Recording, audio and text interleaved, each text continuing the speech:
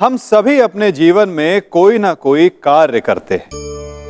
कार्य करते हैं तो थकान की अनुभूति होती है, और यदि थकान ना उतरे तो कार्य करने का मन नहीं करता। हम आशा करते हैं कि कदाचित एक दिन में 24 के स्थान पर 26 घंटे होते तो आराम करने के लिए हमें और अधिक समय मिल जाता। हमें ऐसा अनुभव होता है कि हम बहुत अधिक कार्य कर रहे हैं, है ना?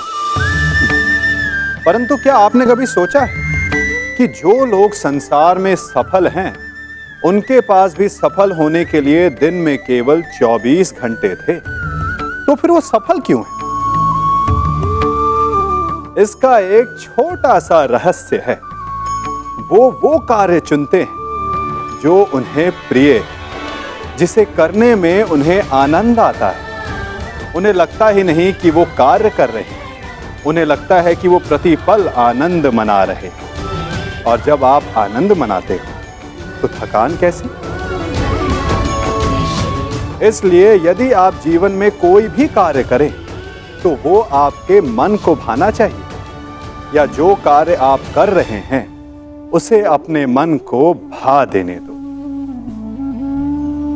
सफलता आपको मिलेगी।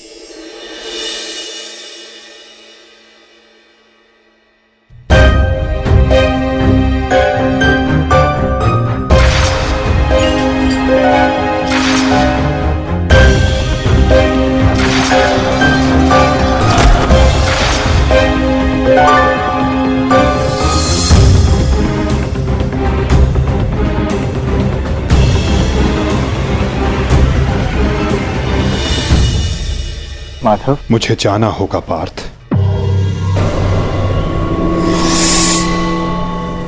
परंतु माधव। नहीं पार्थ, नियति मुझे पुकार रही है।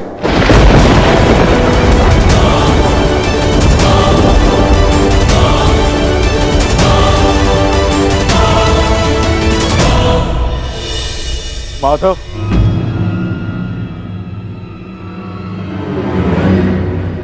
आपने बताया नहीं कि अचानक ऐसा क्या हुआ जो आप जा रहे हैं। प्रथम बार आपके मुख पर यह पीड़ा देख रहा। यही तो जीवन है पार्थ।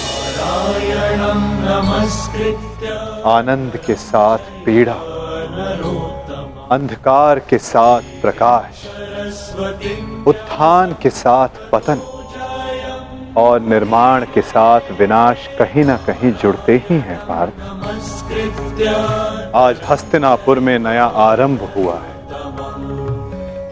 परंतु मुझे जाना होगा पार्थ, ताकि मैं एक अंत को, एक विनाश को रोकने का प्रयास कर सकूं। तो फिर मुझे भी अपने साथ ले चलिए माधव। महाभारत में आपने मेरा मार्गदर्शन किया था, और अब आपके मार्ग पर चलना मेरा अधिकार है।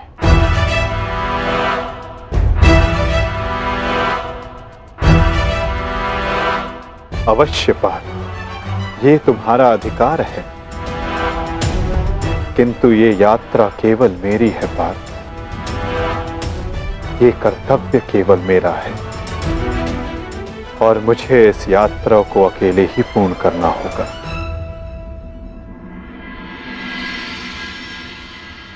अब मुझे जाना होगा पार्थ। स्वास्थ्य।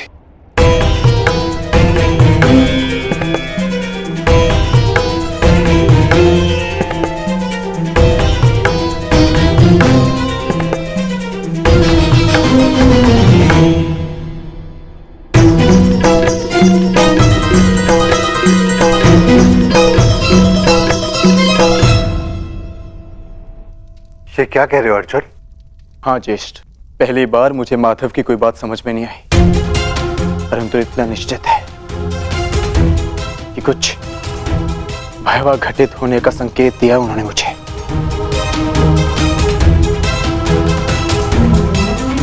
मैं आपकी आज्ञा लेने आया हूं ज्येष्ठ। मुझे द्वारका जाना होगा।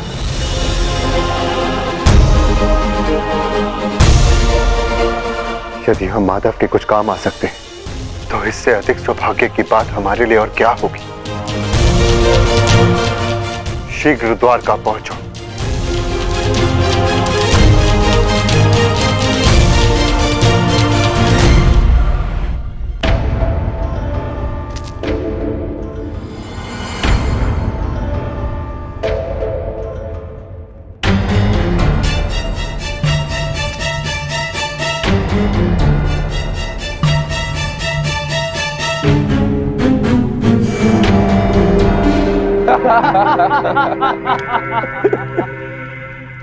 जन्मदिन की बधाई हो मित्र।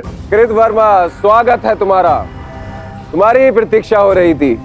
वाह, क्या अद्भुत प्रबंध है। इतना सुंदर भोज मैंने कभी नहीं देखा। वाह। काहे का भोज मित्र? ऐसा प्रतीत होता है अद्भुत भोज किए हुए जैसे एक युग बीत चुका है। ताऊ श्री ने संपूर्ण द्वारिका में मदिरा पान और उसके विक्रय पर प्रतिबंध लगा रखा है। अगर मदिरा मिल जाती तो आनंद आ जाता। परंतु मित्र, उसके पीछे बलभद्र का कारण उचित था। ऋषि के श्राप का प्रभाव तो तुम देख ही चुके हो। उसने जो कहा वैसा ही हुआ। तुम्हारे गर्भ से मूसल का जन्म हुआ और श्राप था कि उस मूसल से यादवों का अंत होगा। और आज उस श्राप का प्रभाव उस मदिरा पर लगी रोक ने ही रोक रखा है मित्र। कृतवर्मा, प्रतीत होता है कि तुम मेरे पूजनीय पिताश्री के साथ रह रहकर प्रवचन देना सीख गए। वो मूसल नष्ट हो चुका है। ताऊ श्री ने स्वयं उसका चूर्ण बनवाकर सागर में बहा दिया। यदि आज मदिरा मिल जाती तो आनंद ही आ जाता।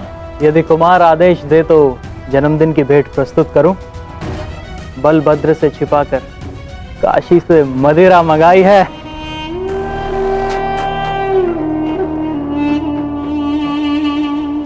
देखा कृतवर्मा, इसको कहते हैं जन्मदिन का उपहार। ये है मेरा सच्चा मित्र। आज मनेगा आनंद उत्सव।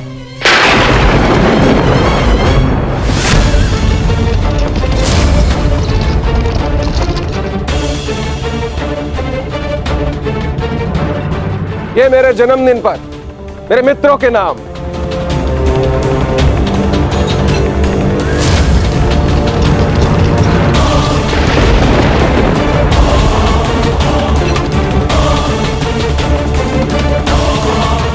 रुक जा यार।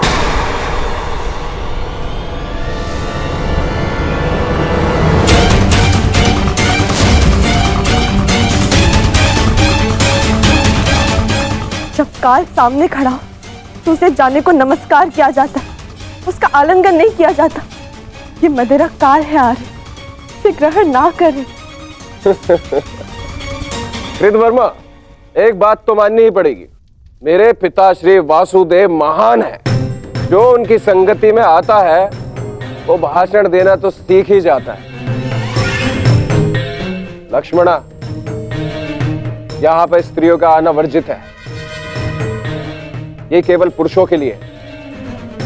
राजमहल वापस लौट जाओ।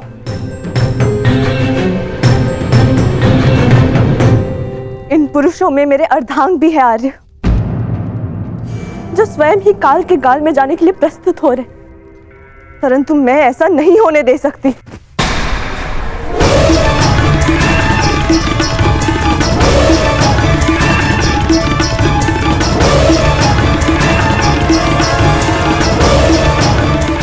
लक्ष्मणा,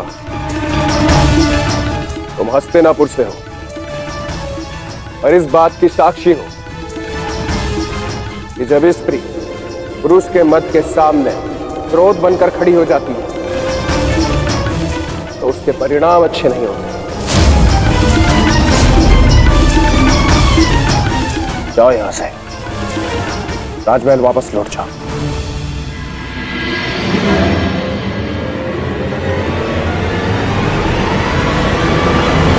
मैंने कहा राजमहल वापस जाओ।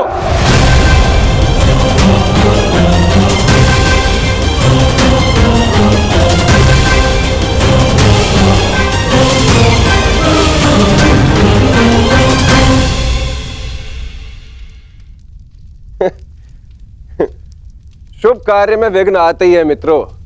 इससे पूर्व कोई दूसरा विघ्न आए, इस दुर्लभ मदिरा को ग्रहण करो।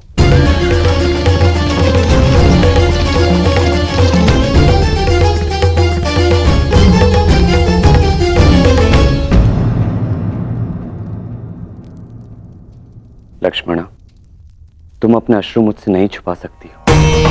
क्या हुआ पुत्री? क्या साम ने तुमसे कुछ कहा? यदि वो कुछ कह देती तो मैं सह लेती ज्येष्ठ पिताश्री। तो वो जो करने जा रहे वर्षों पूर्व साधु ने जो श्राप दिया था पूर्ण होने जा रहा है पिताश्री। यादवों का विनाश रोकिए।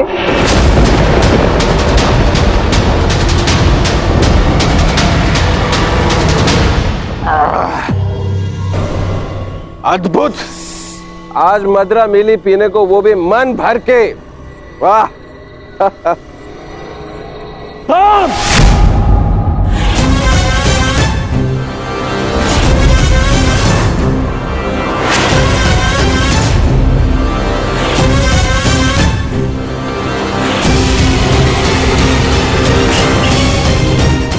मैंने मद्यपान निषेध किया था।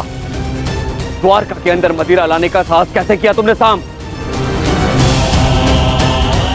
तुम युवराज हो, द्वारका के अगले राजा।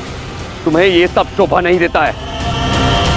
और तुम सब साम के मित्र हो ना, तुम्हारा कर्तव्य है यदि युवराज के पद अनुचित मार्ग पर जाए तो उन्हें अनुचित मार्ग पर जाने से रोके, उचित मार्ग दिखाए। और तुम लोग स्वयं उसे अनुचित मार्ग पर जाने दे रहे हो। कैसे? ताऊश्री, जो कहना है मुझसे कहिए। इनसे क्या बात कर रहे हैं जो आपकी आंखों में आंखें नहीं मिला सकते? इनसे प्रश्न करके क्या लाभ? लज्जा नहीं आती तुम्हें साम? बड़ों की आज्ञा तुमने सदा ही टाली है, अब राज आज्ञा का भी उल्लंघन करने लगे। क्या ताऊश्री, हर बात पे रोक टोक। क्या किया आपने अपने समस्त जीवन में? हाँ? दूध पिया और माखन खाया। ताऊश्री, अरे ताऊश्री, मदिरा तो चक्कर देखिए। जीवन का वास्तविक आनंद तो इसमें है। आप मदिरा पिएंगे तो आपको भान हो जाएगा कि अपने अनुज के दाव बनने के अतिरिक्त भी इस जीवन में और बहुत कुछ है। बड़े होकर जन्म लिया आपने, मदिरा पीजिए। अपने बड़े होने के पद का और उसकी शक्ति का भी भान हो जाएगा आपको। लीजिए। साम!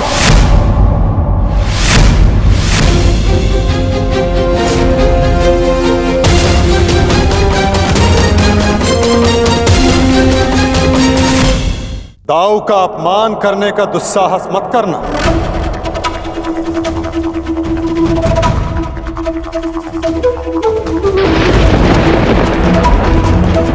परिहास और उपहास में अंतर होता है साम। परिहास संग में उपस्थित सबको आनंद देता है और उपहास किसी एक को पीड़ा देता है। और तुम्हारा उपहास इस समय जिनको पीड़ा दे रहा है वो मेरे ज्येष्ठ भ्राता हैं, मेरे दाऊ हैं साम।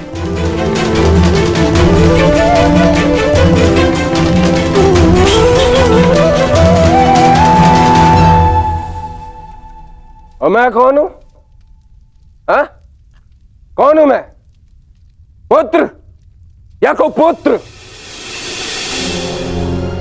आपको तो सदैव अभिमन्यु जैसा पुत्र चाहिए था। कभी उसे मामा बनकर सिखाया तो कभी मित्र और सखा बनकर पांडवों को संभाला, परंतु ये भूल गए कि आपका भी एक पुत्र है। स्मरण है आपको? स्मरण है? नहीं, आपको स्मरण है। आपको स्मरण है कि आज आपके पुत्र का जन्मदिन है, परंतु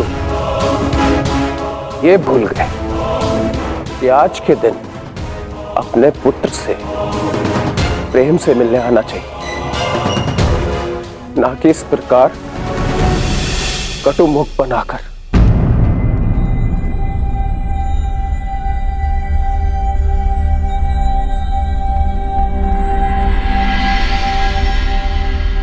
ये उत्सव संपन्न हुआ। आप सब जाओ यहां से। कोई नहीं जाएगा। ये उत्सव मैंने रखा है और ये कब संपन्न होगा इसे मैं निर्धारित करूंगा।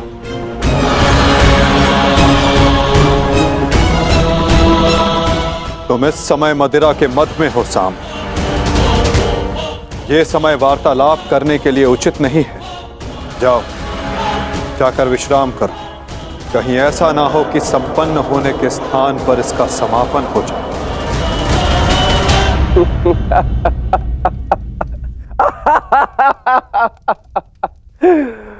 मत में तो अंधे आप भी है वासुदेव। महाभारत की विजय का मत अभी आपके सर से उतरा नहीं है वासुदेव।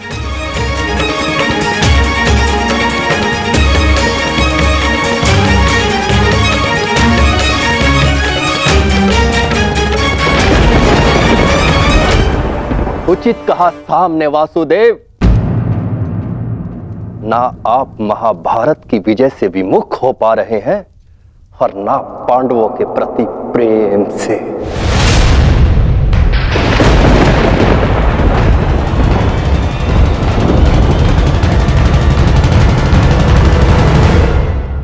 पांडवों से इतना प्रेम था आपको कि अपने ही यादव कुल का ध्वंस कर बैठे।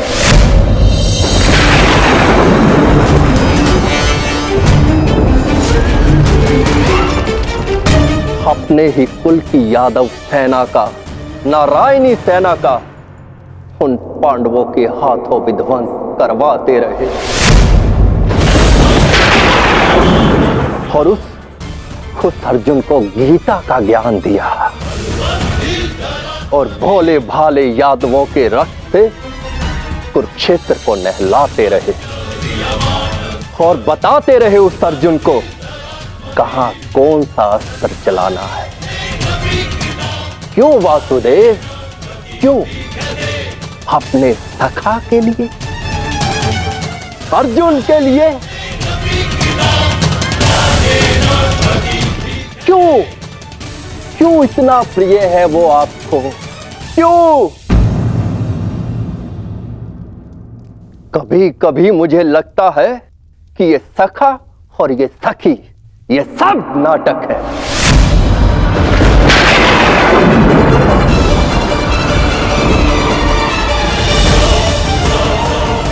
प्रतीत होता है जैसे पंचाली के छठे पति आप स्वयं हैं।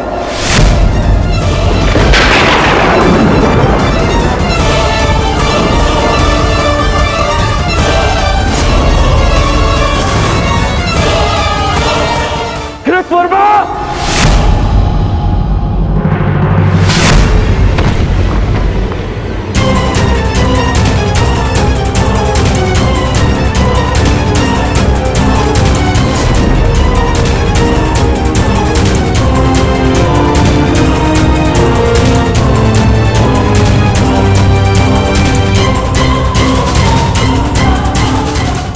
ध्यान रहे, महाभारत इसलिए हुई थी कि एक निर्दोष स्त्री पर लांछन लगाया गया था। यदि कान्हा के चरित्र के विषय में किसी ने भी अपशब्द कहा तो इसी क्षण और एक महाभारत का आह्वान कर बैठूंगा मैं।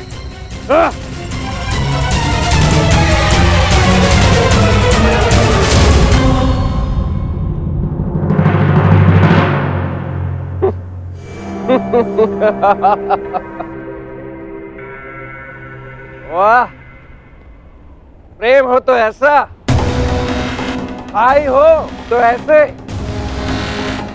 एक को कुछ कहो तो दूसरे का हाथ उठता है, परंतु ताउश्री आप भूल रहे हैं, कृतवर्मा मेरे लिए भाई समान।